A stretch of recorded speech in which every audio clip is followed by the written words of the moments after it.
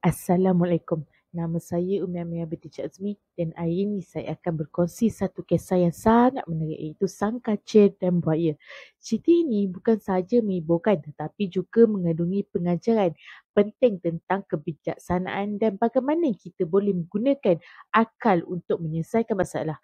Tujuan pembentangan ini adalah untuk menunjukkan cara bercerita yang menarik dan sesuai dengan perkembangan kanak-kanak. Saya juga akan berkongsi bagaimana penceritaan ini boleh disesuaikan mengikut tahap pemahaman mereka. Jadi, mari kita dengarkan kisah Sang Kancil dan Buaya.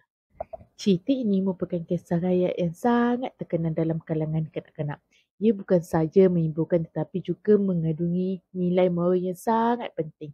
Adakah anda semua bersedia untuk mendengar kisah ini? Ini diadaptasi untuk menarik minat dan sesuai dengan tahap perkembangan kanak-kanak prasekolah melalui beberapa cara aktiviti. Yang pertama, bahasa mudah dan ringkas. Saya menggunakan ayat pendek dan mudah dipahami supaya kanak-kanak dapat mengikuti cerita dengan baik. Yang kedua, penceritaan interaktif. Saya akan bertanya kepada kanak-kanak semasa bercerita seperti apa yang akan berlaku selepas ini untuk merangsang imajinasi mereka. Yang ketiga, pengulangan dan irama. Saya akan menggunakan fasa berulang seperti 1, 2, 3 supaya kanak-kanak dapat menghafal dan menyertai penceritaan ini.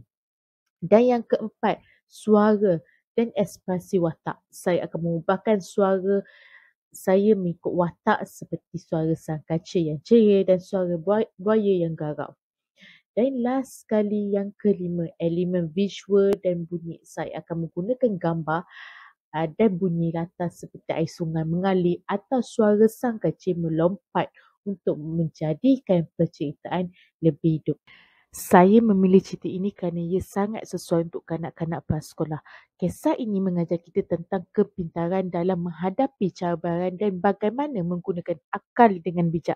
Selain itu, watak Sang Kancil sangat menarik dan mudah dipahami oleh kanak-kanak. Pada suatu hari, Sang Kancil berjalan di tepi sungai. Dia ingin menyeberang ke seberang kerana terdapat banyak makanan di situ. Tetapi ada satu masalah besar. Sungai itu penuh dengan buaya yang kelihatan ganas. Bagaimana Sang Kancil boleh menyeberangi sungai tanpa dimakan oleh buaya? Sang Kancil yang bijak mendapat satu idea. Dia menghampiri seekor buaya dan berkata, "Wahai buaya, saya ada berita yang baik untuk kamu semua. Raja Hutan ingin memberi makanan kepada semua buaya di sungai ini. Tetapi sebelum itu, saya perlu mengira jumlah buaya yang ada." Buaya yang lapar sangat gembira mendengar berita itu. Mereka bersetuju untuk berbaris supaya Sang Kancil dapat mengira mereka satu persatu. Tanpa berlengah, Sang Kancil mula melompat dari satu buaya ke buaya yang lain sambil berkata, 1, 2, 3. Hingga akhirnya, dia semakin mabi tebing seberang. Apabila Sang Kancil sampai ke tepi sungai, dia segera melompat ke daratan dengan selamat. Kemudian, dia menoleh ke arah buaya dan ketawa. "Terima kasih wahai buaya, sebenarnya tiada makanan pun untuk kamu. Saya hanya memperdayakan kamu untuk menyemai sungai." Buaya-buaya itu sangat marah, tapi mereka tidak dapat buat apa-apa kerana Sang Kancil sudah selamat. Dari cerita ini, kita belajar bahawa kepintaran lebih berharga daripada kekuatan. Jika kita tidak berfikir dengan bijak, kita boleh menyesal. Dari cerita ini, kita belajar bahawa kepintaran lebih berharga daripada kekuatan. Jika kita berfikir dengan bijak, kita boleh menyelesaikan masalah dengan cara yang kreatif.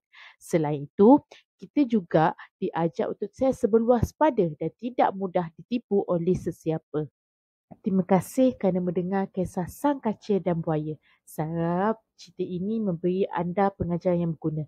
Ingatlah, dalam kehidupan seharian, kebijaksanaan dan akal yang tajam boleh membantu kita mengatasi cabaran. Itu sahaja pembentangan cerita daripada saya. Sekian, terima kasih dan Assalamualaikum.